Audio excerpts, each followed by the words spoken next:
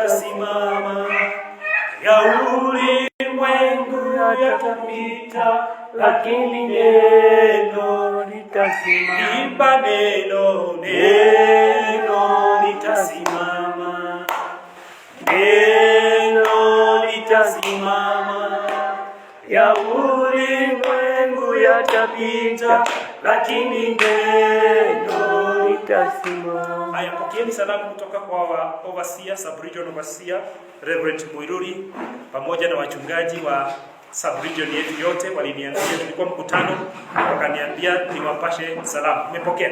Nimepokea. Asante sana. Tuingie katika neno la Mungu. On Sunday tulikuwa tunanena mambo mengine. Tulisema sasa tuko mwezi kutoka tuanzishe kanisa hili na tupandwe katika mahali hapa. Tumechukua sasa ule mwezi wa 5. Sasa tunaelekea mwezi wa 6.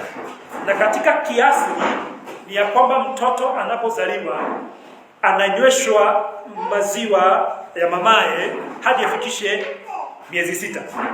Na wengine huwa wanakataa, hawashibi, kwa hiyo wanaanziwa chakula kigumu polepole. Anaanza kusiagiwa kitu inaitwa dizi, anaanza kusiagiwa paipai, anaanza kusiagiwa pia hata kauji kidogo. Ndio kwa sababu maziwa ya mama haimtoshi. Lakini anastahili kutumia maziwa ya mama kutoka azaliwe hadi mwezi wa 6. Na sisi tuko karibu mwezi wa 6 sasa. Ndipo sasa tulisema sasa ni kukula chakula kigumu. Tumenena mambo mengi na mambo mazuri, na sasa kwa sababu tunaenda tukikomaa, sasa tunaanza kula chakula kigumu. Na siku hiyo nyingine tulikuwa tunanena ya kwamba do not despise the chastening of the Lord. Usidharau kuadhibiwa na Mungu. Kwa sababu gani? Katika Ibrania tuliona ya kwamba Mungu hutuadhibu kwa sababu anatupenda. Na tukasema ya kwamba pia Biblia imesema hivi, mzazi kwa sababu anampenda mtoto hanamwadhibu, sio kwamba hamchukii, lakini anampenda ili aweze kumdirect na kumcorrect na kumuongoza kwa sababu ya maisha yake ya usoni. Maana kila mzazi anahitaji kila mtoto aweze kukua vizuri na aweze kuwa na kimo kizuri, aweze kuwa na fikira njema, uhusiano mwema na watu pamoja na Mungu. Naye mtu huyo aweze kukaa vizuri katika jamii. Ili kufanya jambo lile, mzazi humwadhibu ama humwadhibu yule mtoto wakati anakosea. Na ili huyo mtoto katika siku zake za usoni asije akafanya dhambi ama akafanya kitendo ambacho kitamweka katika hatia kubwa, hata wengine wamewekwa katika korokoroni. Na Mswahili akasema ya kwamba asiyefanywa nini na mamaye? Asiyefunzwa na mamaye hufunzwa na nani? Ulimwengu. Na ulimwengu. Kwa hivyo kabla huyu mtoto afunzwe na ulimwengu, mama na mzazi na baba wanachukua hiyo hatua ya kumwangalia mtoto wao na kumwelekeza vizuri. Vivyo hivyo ndivyo Mungu anatenda hata wakati wa kiroho. Ili Mungu akuinue, ili Mungu akutumie, ili Mungu akuaminie huduma yake, yeye anakuadhibu. Na anakufanya hivi ili uweze unaadhibiwa na Mungu, ili uweze kuwa mstahimilivu. Ndivyo katika Ibrania ilisema. Na leo ningetaka tuone Yesu Kristo alisema nini kuhusu jambo hili. Je, unapokomaa Yesu Kristo alisema jambo gani? Ningependa tuingie katika kitabu cha Mathayo, in the book of Matthew, and that is chapter 5 and verses 11 to 12. Na pia tuliahidi ya kwamba we'll be doing the English version of the sermon. It is coming, it is loading, kwa sababu ni vizuri. Kwa leo tufanye Kiswahili. Katika Mathayo 5 mstari wake wa 11, 12, Biblia inasema hivi. Huyu ni Yesu wakati alipokuwa akifunza wanafunzi pamoja na watu wengi waliokuja kumsikiza. Na kwa kizungu wanasema the sermon on the mountain, or the sermon on the mount. Nikifika 11 inasema nini? Heri nyinyi watakapowashutumu na kuwaudhi na kuwanenea kila neno baya kwa uongo kwa ajili yangu. 12 inasema nini? Furahini na kushangilia, kwa kuwa thawabu yenu ni kubwa mbinguni, kwa maana ndivyo waliowaudhi manabii waliokuwa kabla yenu. Heri ninyi watakapowashutumu na kuwaudhi na kuwanenea kila neno baya kwa uongo kwa ajili yangu. Mkristo mwenzangu, kuna siku inafika. Kama haijafika kwako, kuna siku inafika.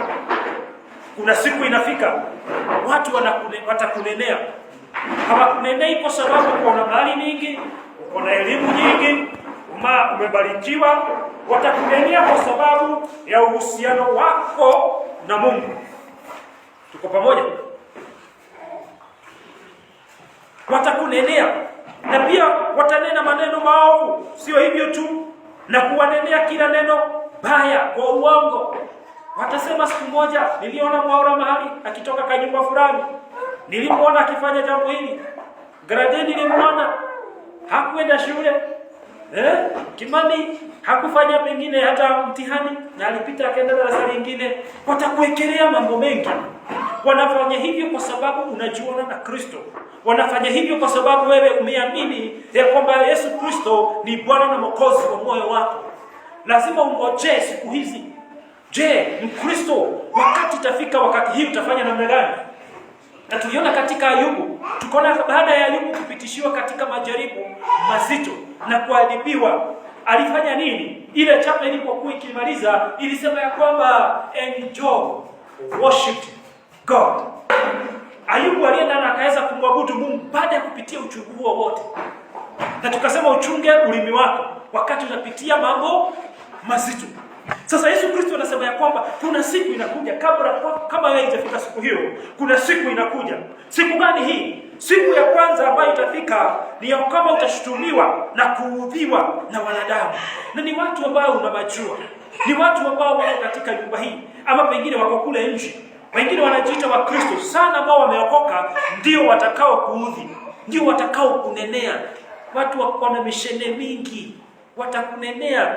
Baada ya kanisa jioni wanaenda kwa wakila saba, wewe ni agenda. Na watakunenea kwa marafiki, wataenda kukunenea hata kazini, watakunena na maneno ambayo wanaongea hawana ukweli. Hii yote ni uongo. Hii ni njia Mkristo ambaye anapitia. Lakini anapitia jambo hii ili aweze kukomaa, kwa sababu Mungu anayo plani nzuri juu yake. Na Yesu anawaambia kwamba nini? Hata kama watakuudhi, hata kama watakushtumu, hata kama watakunenea maneno yote, Biblia inasema maneno yote mabaya, wewe usijali. Yesu Kristo akasema na kuambia wanafunzi ya kwamba furahini. Wakati unanenewa, wakati watu wanaingia uongo kukuhusu, usijipiganie. Hapana, usichukue rungu na kisu na bakora ati ya kwamba sasa unaenda kujitetea. Unakuta wewe unamuuliza, sasa wewe nani alikuambia uninenee hivi, tutapambana, tutapatana mundu? Hapana. Tulisema siku nyingine, do not avenge. Wewe usijilipizie kisasi. Ndio katika Waroma anasema hivyo, usijilipizie kisasi, na tumehubiri kuhusu jambo hilo. Mungu atakulipizia kisasi. Yesu anasema baada ya kuneno hivyo vyote, baada ya kutolewa hizo nguvu zote na hao watu wote, na ni watu ambao unawajua, sio watu ambao pengine ni wako nyumbani. Tutaona katika Biblia leo, hata ndugu zako wanaweza kukugeuka, hata baba na mama haweza kukugeuka kwa sababu unamwamini huyu Yesu Kristo.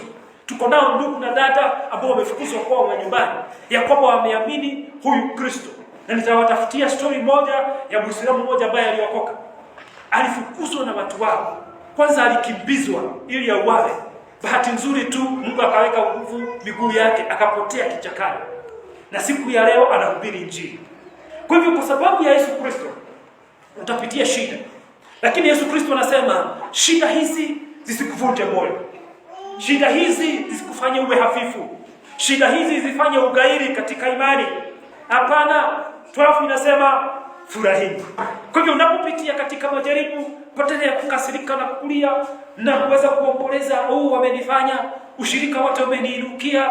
Hapana, Biblia inasema furahini. Bwana asifiwe. Amen. Kwa sababu ya nini? Wewe sio wa kwanza. Unafurahi na unashangilia ya kwamba wananitukana, wamenitusi, wameninena kwa sababu ya wewe Kristo. Biblia inasema ufurahi na ushangilie. Wewe sio wa kwanza. kulikuwa na manabii walikuwa mbele zako, walinenwa, walitukanwa, wengine walipigwa, wengine hata walichinjwa, shingo wakachinjwa, wengine wakawekwa katika nyungu, wakachemshwa na mafuta. Baada ya Yesu Kristo kuenenda, tutaona siku nyingine jinsi mitume wake na wafuasi wa Yesu Kristo jinsi walivyopitia katika majaribu. Wengine walikufa. Petro aliuliwa na akaweza kusulubiwa msalabani, lakini akasema, msinisulubie kama Yesu Kristo Mwokozi wangu, kichwa changu kiende chini. Kwa hivyo Petro alisulubiwa msalabani, kichwa kiko chini, miguu iko juu. Wengine wakawekwa katika nyungu ya mafuta ambayo inachemka, na bado wanasema Yesu ni Kristo. Bwana asifiwe. Na wakashangilia na wakafurahi wakisema ya kwamba Yesu amewatendea. Nilikuwa naangalia historia ya mtu anaitwa Paulo, na tutaona siku nyingine Mungu akitujalia. Na hiyo alikuwa anapeana katika Wakorintho wa pili 11:13. Hebu tuone huyo ambaye anaitwa Paulo. Paulo anasema nini? Katika the 2 Corinthians 11:20-23. My Bible is here. Muone vile ambavyo mtu ambaye anaitwa Paulo jinsi alivyofanya na alivyotenda. Nisome tu kwa haraka sana ili niingie hapo. 11:23 nasema hivi. Huyu ni Paulo. Anapeana njia ambayo wamepeana na wao. Ati wao ni wahudumu wa Kristo, na nena kiwazimu, mimi ni zaidi.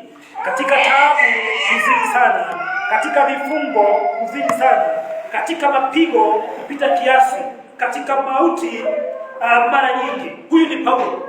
Amefungwa, amepigwa mijeledi, anapatikana kihubiri. Kama tukienda pale Upenea, kwa sababu tunaingia katika Upenea, Paulo anapatikana pale, analalishwa chini, anacharazwa mijeledi. Kama venye mwalimu anakucharaza shuleni, nakwambia ana chini, anacharazwa na watu wazima wanamcharaza. Hata wengine wanamtoa hata mavazi. Wakati mwingine anapigwa na mawe. Anampata kihubiri injili, unahubiri injili wewe. Wanampiga kwa mawe. Hata wana make sure ya kwamba wanaona kama Paulo amekufa. Lakini kwa neema ya Mungu na nguvu za Mungu, Paulo anajisikia na anapata nguvu. Anatokea katika yale mawe na anaendelea na anahubiri injili. Bwana asifiwe. Sio hivyo tu. 14 kwa Wayahudi mara 5 nilipata mapigo 40 kasoro moja. Kama jinsi Yesu alivyopigwa 39 stripes. Ndiposa tunasema by thy stripes we are healed. Kwa mapigo ambayo Yesu alipigwa tunapokea kuponywa. Hata Paulo naye alipigwa mijeledi 39. Anasema 40 kasoro moja. Kasoro ni kumaanisha unaondoa moja. So 39 stripes. Unachapo hivi vipoko 39. Na wewe huwa unachapo moja tu na mwalimu unapiga ndugu mayote. Anasema hata utarudi hiyo shule. Unamuita baba na mama wakuje na mikuki na panga waende wakamuue mwalimu kwa sababu amekuadhibu. Paulo alipigwa 39 of them. Na sio tu hiyo ya kwanza. Zilikuwa mingi sana. They were so many. Haya 25 inasema hivi, mara 3 nalipigwa kwa bakora, akacharazwa. Sio hivyo tu. Mara 1 nalipigwa kwa mawe. Na mara ngapi tena? Nalipochukiwa na jahazi. Hata kwa sababu ya akawa katika ziwani usiku kucha. Huyu Paulo. Hata nilikuwa nimefanya prescription. Ukienda kwa hospitali daktari huwa anakuandikia dawa. Anakusema kunywa Panadol moja sijui mara ngapi. Hii Piriton kuja mara ngapi. Sasa nilikuwa nimeangalia katika Petro, katika Paulo, na nikaona mara ambayo Mungu amemtishia. Na jambo moja ni ya kwamba amepigwa kwa mijeledi, is beaten with a rod mara 3. Amechikwa kwa bakora mara 1. 39 stripes. Sio hivyo, amekuwa katika ziwani na jahazi lao, meli lao linavunjika likiwa kule, linaharibika kule ndani. Wakiwa in the deep sea, amelala kule bila kula na bila kunywa, akiwa katika deep sea kule ziwani. Hawezi ogelea, utafanya namna gani? Ni ungoje tu kwenye upepo utakupeleka, ukiwa umekalia yale mabaki yale ya jahazi, upepo ukupeleke hadi utakapofika ng'ambo ile nyingine. Sio hivyo, huyu mtu ameenda katika safari nyingi. Amepita katika mito ambayo iko na hatari. Sio hivyo tu, ukienenda katika maji amekuweko kule, amepatana na wanyang'anyi, robbers, wanamuibia akiwa njiani, akiwa katika Injili. Sio hivyo tu, hata ameenda katika mataifa, taifa lake limekuwa ni hatari kwake, na ameenda katika hatari zingine. Sio hivyo tu, huyo Paulo ameenda mambo mengi, na ningependa tuyaone siku nyingine kwa sababu ya hiyo. Lakini tuingie tumuone Yesu Kristo. Je, Yesu Kristo alisema namna gani? Katika Mathayo 10 kwanza the verse 16. I want us to malizia na hiyo. In 10 and verse 16. Ningependa ile ujumbe wetu kiini cha ujumbe wetu. Inasema hivi in verse 16. The Bible says in the book of Matthew 10, that is chapter number 10 and verses 16. Angalieni mimi na watuma kama kondoo kati ya mbwa mwitu. Basi iweni na busara kama nyoka na kuwa watu wapole kama hua. Jihadharini na wanadamu, kwa maana watawapeleka mabarazani na katika masinagogi yao watawapiga. Huyu ni Yesu Kristo anaambia wanafunzi wake. Na sasa ni sisi anatuambia. Yesu Kristo hayumo duniani, wanafunzi hawamo duniani. Sasa ni sisi. Kwa hivyo kuna siku itafika hata utapatikana ukihubiri na ujulikane ya kwamba umeokoka, utashikwa, upelekwa katika hiyo masinagogi na utachapwa mijeredi. Sio kwa sababu umefanya jambo lingine, ni kwa sababu ya Injili. Lakini bado Injili inazidi kupamba moto. 18 inasema hivi, nani mtachukuliwa mbele ya malimali na wafalme kwa ajili yangu? Kuwa ushuhuda kwao na kwa mataifa. Lakini hapo watakapowapeleka, msifikiri jinsi mtakavyosema, maana mtapewa saa ile mtakavyosema. Kwa kuwa si ninyi msemao, bali ni Roho wa Baba yenu asemaye ndani yenu. Na ndugu atamsaliti nduguye ili auawe, na baba atamsaliti mwana, na wana watainukia wazazi wao na kuwafisha. Si ajabu katika news tumepata watoto wanaua wazazi, na hata wazazi wanaua watoto. Kama leo nimesikia katika habari ya kwamba kuna mzazi alichukua siku ya kaua ni nani? Ni mke wake ama ni nani? Na watoto. Naelewa kitu kama kile vipi? Akachukua bastola na akajiua pia tayari. Nanyi mtakuwa mkichukiwa na watu wote kwa ajili ya jina langu.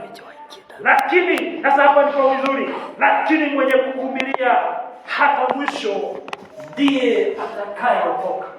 But he that will endure to the end will be saved. Sasa ni vizuri kuendure.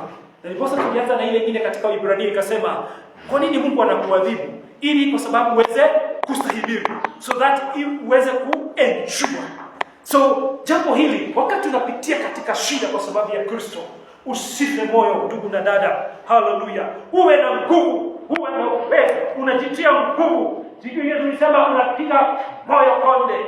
Na katika Joshua inasema ya kwamba 1:9, be strong and very courageous. Wewe uwe na uvumilivu. Wewe hodari na moyo wa ushujaa. Be strong and courageous. Yesu Kristo anasema wewe utakayevumilia hadi mwisho, wewe utaokolewa. So mambo haya yatatukutia sisi wote. Na mambo haya yatatupata. Na mambo haya yatakuwa nasi. Hii ni maisha ya Mkristo. At one point of your life utapatana na mambo kama haya. Na utakapopatana na mambo kama haya, maana utainukiwa. Watu kwetu watainukiwa. Hata kwenye nyumbani utainukiwa. Ni kwa sababu tu unampenda Kristo. Ndio. Kuna watu utatukanwa na watu, hata majirani watakusema. Lakini utakapokusema na watakaposema uongo, Biblia inasema ya kwamba furahini na kushangilia. Na unaambiwa wewe utakayestahimili hadi mwisho utaokolewa. Kwa hivyo this is the risk part of it. Ikiwa utapitia mambo haya, ukose kustahimili, wewe ugaini katika imani, urudi nyuma katika imani, ndugu na dada yangu, hautaokolewa. Hautauona ufalme wa mbinguni wewe. Kwa hivyo stahimili kabisa na ufanye jambo hilo. Kumbuka huyu ni Yesu Kristo Mwokozi, mwanzilishi wa Injili, mwenye kanisa, mwenye huduma hii. Ndiye anasema ya kwamba uwe nini? uweze kustahimili hadi mwisho. Sio hivyo tu, tukimalizia pale inasema nini? Inasema hivi 21, na ndugu atamsaliti nduguye ili auawe, na baba atamsaliti mwana, na wana watawainukia wazazi wao na kuwafisha. 22, nanyi mtakuwa mkichukiwa na watu wote kwa ajili ya jina langu, lakini mwenye kuvumilia hata mwisho ndiye atakayeokoka. 23, lakini watakapowafukuza katika mji huu, kimbilieni mwingine, kwa maana ni kweli nawaambia, hamtaimaliza miji ya Israeli hata japo Bwana wa adhabu. Kwa hivyo kama unasumbuliwa hapa kwa sababu ya Injili, wakitusumbua hapa sana hebu situende Songoroi kuhubiri Injili. Songoroi wakileta shida waanza kutuinukia, waanza kututa usipote kuuawa katika madhabahu. Na useme nitakoja hapa hadi mtakaporudi. Hapana. Joy. Wakikusumbua hapo, wewe uende Moge. Sitoka Ikulu tunaenda Nairobi kama tunaenda kwingine. Bwana sifiwe. So jambo hilo lisiwe linafanya nini? Hii ni hekima. Ni kama utakapoinukiwa, usiende mahali kwa sababu unataka kuinukiwa. Ukiinukiwa pale toka tu kiamani tu, amani amani tu unatoka unaenda kwingine. Mwanafunzi hampiti mwalimu wake, wala mtumwa hampiti bwana wake. Yamtosha mwanafunzi kuwa kama mwalimu wake, na mtumwa kuwa kama bwana wake. Ikiwa wamemwita mwenye nyumba Beelzebuli, je, si zaidi wale walio wa nyumba mwake? Basi msiwaogope, kwa maana hakuna neno lililositirika ambalo halitafunuliwa, wala lililofichwa ambalo halitajulikana. Niwaambialo ninyi katika giza, lisemeni katika nuru, na msikialo kwa siri, hubirini juu ya nyumba. Msiwaogope ubao mwili, wasiweze kuiua na roho. Afadhali mwogopeni yule awezaye kuangamiza mwili na roho pia katika jehanamu. Huyu ni Yesu Kristo anasema jambo hilo. Na ya mwisho nimalizie, anasema wala mtu asiyechukua msalaba wake akanifuata hanistahili. Mwenye kuiona nafsi yake ataipoteza, naye mwenye kuipoteza nafsi yake kwa ajili yangu ataiona. Nimalizie na hivyo jambo ambalo nilikuwa nimesema ya kwamba ambalo ndilo litakuwa ni letu, ya kwamba yeyote atakaye stahimili hadi mwisho, yeye ndiye atakayeokolewa. So ndugu na dada yangu, wewe ambaye umeokoka, utapatikana na wajaribu haya, utainukiwa, utatukanwa, utachapwa viboko vya mwili. Mwili wako utateswa kwa sababu wa mji wa Kristo, kwa sababu ya huyu Kristo. Jambo moja ni ya kwamba vumilia hadi mwisho.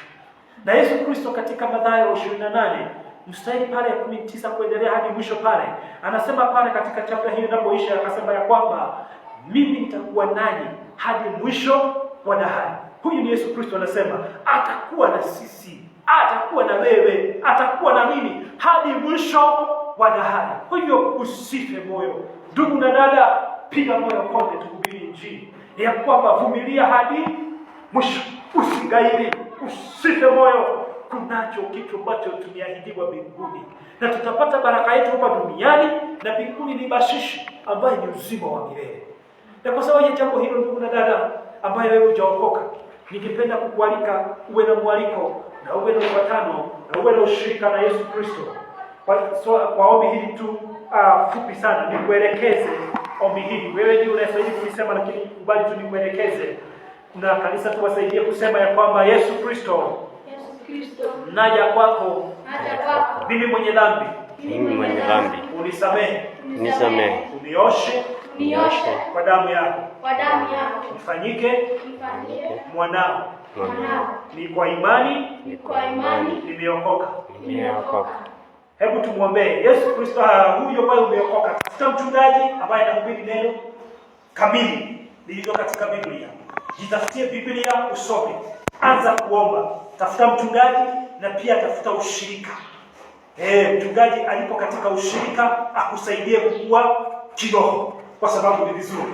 Na jambo hilo ni njema na Mungu ni mwema. Ikiwa umeokoka, jambo hili tuelezee katika mtandao, utuelezea kwamba umeokoka, tuzidi kukuombea tupate kuhubiri Injili hadi tufike mbinguni. Mungu awabariki na watende mema. kwa sababu wewe ni Mungu. Tunamwombea kwamba Mungu msaidie huyo ambaye ameokoka, aweze kufika mbinguni, aweze kuhudumu vizuri, aweze kunena neno hili kama jinsi lilivyoandikika katika Biblia. Mjaze kwa Roho Mtakatifu, mpe karama za Roho Mtakatifu, aweze kulihubiri neno hili katika jina la Yesu Kristo. Naomba sasa tuwaage ambao wako katika online, tuwaambie bye bye. Hadi siku nyingine, Mungu awabariki na watende mema kwa sababu ni vizuri. Amen. Niomba tusimame tuweze kusifu kuabudu kwa sababu ni vizuri. Mimi na wewe Bwana, mimi na wewe, mimi na wewe Bwana, mimi na wewe.